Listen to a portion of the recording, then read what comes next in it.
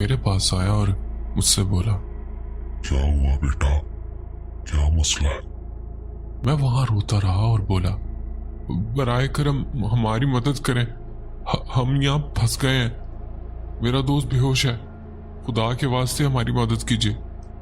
फिर उस शख्स ने मेरे सर पर हाथ रखा और मुझे याद नहीं कि कब मैं बेहोश हुआ। मेरी आंख सुबह एक ढाबे पर खुली। मुझे याद नहीं कि मैं वहां कैसे पहुंचा, मगर मेरा तमाम सामान मेरे साथ था। मेरे बराबर मेरा दोस्त बैठा हुआ था और कुछ मकामी लोग भी वहां मौजूद थे। उन मकामी लोगों ने बताया कि सुबह जब वो अपनी दुकान खोलने आए तो हमें अपनी दुकान के पास बेहोश पाए। मेरे दोस्त को शायद बुखार था, मगर फिर हिम्मत आ गई। मकामी लोगों ने हमारी मदद की। मैं और मेरा दोस्त बस में बैठकर मुजफ्फराबाद पहुंचे। वहां से हमने कार पकड़ी और इस्लामाबाद पहुंचे और उसी दिन हम ट्रेन पकड़कर कराची वापस आ गए। अल्लाह का शुक्र है कि हमारी हिफाजत हुई। ये तजुर्बा वाकई खौफनाक था और आज भी जब याद आता है तो रूह काम चाहती है। तो मेरी स्टोरी थी, उम्मीद है आप अपने चैनल पर लाजमी शेयर करेंगे। बहुत शुक्रिया स्टोरी शेयर करने के लिए। बढ़ते हैं एक और स्टोरी की तरफ। मेरा नाम साद है, मैं कराची का रहने वाला हूँ। मैं आपसे अपना एक वाकया शेयर करना चाहता हूँ। ये दिसंबर के महीने की बात है। सख्त सर्दी और अंधेरी रात थी। उस दौरान मैं कारपेंटर का काम किया करता था। वैसे तो मेरी छुट्टी आमतौर पर रात 11 बजे या 12 बजे तक हो जाया करती थी, लेकिन उस रात मुझे काम की वजह से सुबह के 4 बज गए। मैं अपने कजन की दुकान पर काम करता था। उसकी दुकान नागन चौरंगी पर थी। काम खत्म करने के बाद जब मैं रात के तकरीबन 4 बजे घर के लिए निकला तो मैंने सफर की दुआ और आयतुल कुर्सी पढ़ ली और रवाना हो गया। मैं मेन रोड से अंदर वाली सड़क पर मुड़ा तो वहां सख्त अंधेरा था, यहां तक कि सड़क की लाइट्स भी बंद थी। मैं उसे आम बात समझकर अपनी बाइक चलाता रहा। जिस सड़क पर मैं था उसके बारे में मैंने पहले कुछ पुरस्कार कहानियां सुन रखी थी, लेकिन उस वक्त मैं अपनी मस्ती में गुनगुनाता हुआ बाइक चला रहा था। अचानक मुझे महसूस हुआ जैसे मेरी बाइक के साथ साथ कोई और बाइक भी चल रही हो। मैंने फौरन दोनों जानिब देखा। ना कोई दाएं तरफ था और ना बाएं तरफ, ना पीछे कोई इंसान। मैंने सोचा शायद वहम है और दोबारा बाइक चलाने लगा। उस वक्त मेरी उम्र तकरीबन 15 साल थी। थोड़ी देर बाद मुझे सड़क पर 2 गहरे खड्डे दिखाई दिए और मेरी बाइक जोर जोर से झटके लेने लगी। मैं हैरान था कि उस सड़क पर खड्डे कहां से आ गए। खैर मैंने बाइक आगे बढ़ाई तो अचानक बाइक की चेन निकलकर उसके सॉकेट में फंस गई। वो बुरी तरह जाम हो गई। मैंने देखा तो हैरान रह गया। बाइक तो बिल्कुल ठीक थी, फिर अचानक चेन कैसे उतर गई। मैं बाइक से उतरा और चेन निकालने की कोशिश की, मगर वो किसी तरह नहीं निकल रही थी। इधर सड़क खूब अंधेरे में डूबी हुई थी और वक्त हो चुका था रात के 4:30 बजे। मैंने आगे पीछे देखा, ना कोई बंदा ना कोई साया, और ऊपर से सर्दी इतनी शदीद के बदन कांपने लगा। खैर मैंने जोर लगाकर चेन खींची तो वो टूट गई। अब मेरे पास आखिरी रास्ता यही था कि मैं बाइक को पैदल घसीट कर ले जाऊं। मेरा घर वहां से तकरीबन 3 किलोमीटर दूर था और मैं पहले ही दिन भर के काम से थका हुआ था। मैंने बाइक घसीटनी शुरू की। थोड़ी दूर गया तो एक बड़ा सा ग्राउंड आया जहाँ बस कचरा और गंदगी का ढेर था। वहां से मुझे अजीब अजीब आवाजें आने लगी, ऐसी आवाजें जिनका मतलब समझ नहीं आ रहा था।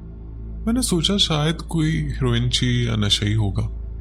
फिर अचानक बच्चों के खेलने की आवाजें आने लगी। मैं हैरान हुआ, इतनी रात गए, ऐसी सर्दी में बच्चे कहां से आ गए। अब जो खौफ मेरे दिल पर तारी हुआ मैं बयान नहीं कर सकता। मैंने फौरन जो भी कलमात ही मुझे याद थे सब पढ़ना शुरू कर दी और बगैर कोई आवाज किए बस बाइक घसीटता रहा। थोड़ी सी दूर जाकर मैंने देखा कि सड़क के उस पार एक मखलूक खड़ी है जो मुझे अपनी तरफ बुलाने का इशारा कर रही थी। नान भाई मेरे पैरों के नीचे से जैसे जमीन निकल गई। मैं जितनी तेजी से भाग सकता था बाइक को लेकर भागा और रोता हुआ भागता गया, क्योंकि उस वक्त मेरी उम्र कम थी। اور میں نے کبھی ایسی چیزوں کا سامنا نہیں کیا تھا، لیکن وہ جو بھی چیز تھی اس نے میرا پیچھا کرنا شروع کر دیا۔ میں جتنا بھاگ سکتا تھا بائک کے ساتھ بھاگا۔ آخر کار میں سندھی ہوٹل کے نام سے ایک مارکیٹ تک پہنچا جو ہمارے گھر کے قریب ہی تھی۔ وہاں ایک چائے کا ہوٹل تھا جہاں صرف 2 آدمی بیٹھے ہوئے تھے۔ میں نے وہاں جا کر پانی مانگا۔ انہوں نے میری حالت دیکھی تو فوراً میری خیریت پوچھی۔ میں ہکلانے لگا اور بس اتنا کہا، میری بائک کی چین ٹوٹ گئی تھی۔ پھر میں وہاں سے گھر کے لیے نکلا۔ گھر سے چند منٹ کے فاصلے پر ایک سڑک سے گزرتا ہوں جسے لوگ چوڑی روڈ کہتے ہیں۔ دان بھائی، میں نے اس چیز کو آخری بار اسی سڑک پر ایک درخت کے نیچے دیکھا۔ اس وقت میں نے دل میں سوچ لیا تھا کہ سعد، اب تیرا وقت آ گیا، لیکن اللہ نے کرم کیا۔ پتہ نہیں دل میں کیا بات ڈالی، میں نے بہت اونچی آواز میں آیت الکرسی پڑھنا شروع کر دی۔ میں بھاگتا ہوا گھر پہنچ گیا۔ گھر جا کے میں نے اپنے والد کو سارا واقعہ سنایا۔ انہوں نے بتایا کہ اس سڑک کے بارے میں پہلے بھی عجیب واقعات سننے میں آتے ہیں، اور مجھے سمجھایا کہ مغرب کے بعد وہاں سے کبھی مت گزرنا۔ اس واقعے کے بعد میں نے وہاں سے کام بھی چھوڑ دیا تھا اور آج تک اس سڑک سے رات کے وقت نہیں گزرتا۔ یہ تھی میری چھوٹی سی سٹوری جو میرے ساتھ 15 سال کی عمر میں پیش آئی۔ میری خواہش ہے کہ آپ اسے اپنے چینل پر ضرور شیئر کریے گا۔ اللہ تعالیٰ سب کو حفظ و امان میں رکھے، آمین۔ بہت شکریہ آپ نے سٹوری شیئر کی۔ پڑھتے ہیں ایک اور سٹوری۔ شاہ الیاس ہے، میرا تعلق پنجاب سے ہے۔ میں آپ سے اپنے بھائی کی کہانی شیئر کرنا چاہتی ہوں جو بھاول پور میں رہتا ہے۔ وہ مجھ سے چھوٹا ہے اور وہاں پر پڑھنے کے لیے گیا ہوا ہے، اور یہ اس کے ہاسٹل کی کہانی ہے۔ یہ 2024 دسمبر کی بات ہے۔ اس کے پیپرز ہونے والے تھے۔ وہ ہاسٹل تھا اور کافی زیادہ سخت سردی تھی۔ اس ہاسٹل روم میں 3 دوست تھے، تو رات 12 بجے کے قریب ان کا موڈ ہوا کہ چائے پی کر آتے۔ وہ بھاول پور میں کوئی پٹھان ہے، خان چائے والے، ان کی چائے کافی اچھی ہوتی، تو انہوں نے کہا کہ ہم وہاں سے چائے پئیں گے۔ تو اس ہوٹل کا ان کی ہاسٹل کا کافی زیادہ فاصلہ، پیدل تقریباً آدھا گھنٹہ یا 45 منٹ لگ جاتے ہیں، کیونکہ ان کے پاس کوئی گاڑی یا بائک وغیرہ نہیں ہے، اس لیے وہ تینوں پیدل ہی نکل پڑے۔ خیر، وہ ہاسٹل سے نکلے اور چلتے ہوئے وہاں پہنچ گئے۔ وہاں انہوں نے چائے وغیرہ پی اور پھر باتیں وغیرہ کرنے لگے، اور باتیں کرتے کرتے انہیں پتہ نہیں چلا کہ ٹائم زیادہ ہو گیا۔ جب انہوں نے وقت دیکھا تو 1:30 پونے 2 کا ٹائم تھا، تو انہوں نے کہا یار یہ تو بہت دیر ہو گئی ہے۔ وہ لوگ مین روڈ سے گئے تھے مگر ایک اور راستہ بھی تھا، اور وہ راستہ شارٹ کٹ تھا۔ وہ ایک چھوٹی سی سڑک ہے اور اس کے آس پاس درخت، اور درختوں نے ایک طرح سے وہاں چھت بنائی ہوئی ہے، مطلب کہ دن کے ٹائم بھی اس سڑک کے اوپر اندھیرا ہی رہتا ہے۔ جوان لڑکے ہوتے ہیں تو وہ جنات وغیرہ کے بارے میں اتنا نہیں سوچتے۔ انہوں نے کہا کہ ہم 3 لوگ ہیں اور ہم واپسی پر اسی راستے سے چلتے ہیں، تو وہ تینوں اسی راستے سے واپس آنے لگے۔ وہ تینوں آپس میں باتیں کر رہے تھے، تو میرے بھائی کو ایسا محسوس ہوا جیسے وہ باتیں کر رہے تھے کہ ایک دوست تو جواب دے رہا ہے مگر دوسرا جواب نہیں دے رہا۔ ابھی وہ دوسری طرف مڑ کر دیکھتا کہ کسی نے اس کے کاندھے پر تھپ تھپایا اور کہا پیچھے مڑ کر دیکھو۔ اور جب اس نے ادھر ادھر دیکھا تو وہاں پر کوئی بھی نہیں تھا، تو اس نے سوچا کہ میرے دوست کہاں گئے۔ جب اس نے پیچھے مڑ کر دیکھا تو اس کے دونوں دوست اپنے جوتوں کے تسمے باندھ رہے تھے، تو اس نے انہیں آواز دی اور کہا تم لوگ ادھر کیا کر رہے ہو؟ تو انہوں نے کہا کہ ہم جوتے بند کر رہے ہیں، تم ادھر ہی رکو، اور تم آگے کیا کرنے چلے گئے ہو؟ انہوں نے بات کی، اس نے ویٹ کیا اور پھر وہ دونوں آ گئے۔ وہ پھر سے چلنے لگے۔ میرے بھائی نے ان دونوں سے یہ بات شیئر نہیں کی کہ تم لوگ یہاں پر میرے ساتھ نہیں تھے، مگر پھر بھی تم لوگ مجھے محسوس ہو رہے تھے اور میرے ساتھ باتیں کر رہے تھے۔ اور پھر اس روڈ پر ایک بند حویلی ٹائپ جگہ تھی۔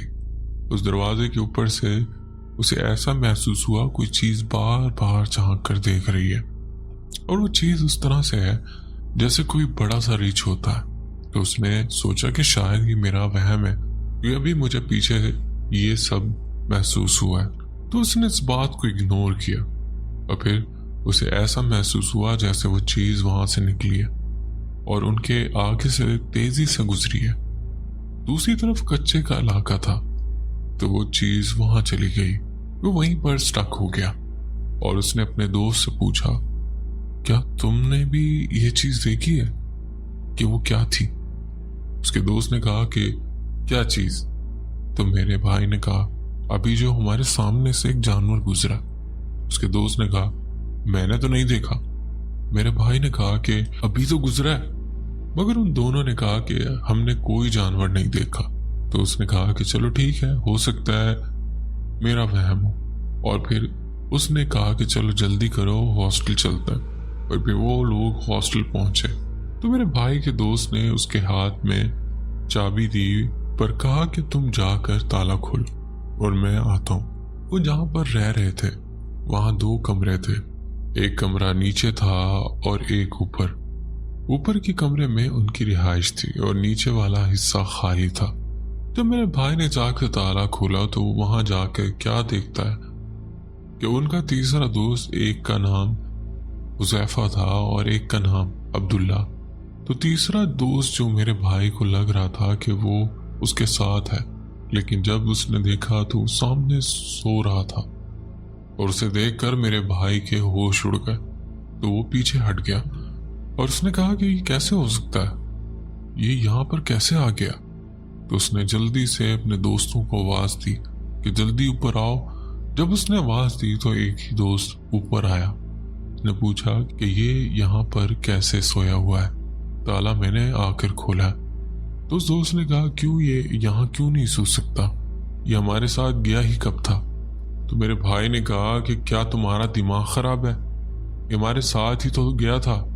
اس کے دوست نے کہا میرا نہیں، تمہارا دماغ خراب ہو گیا، یہ ہمارے ساتھ نہیں گیا۔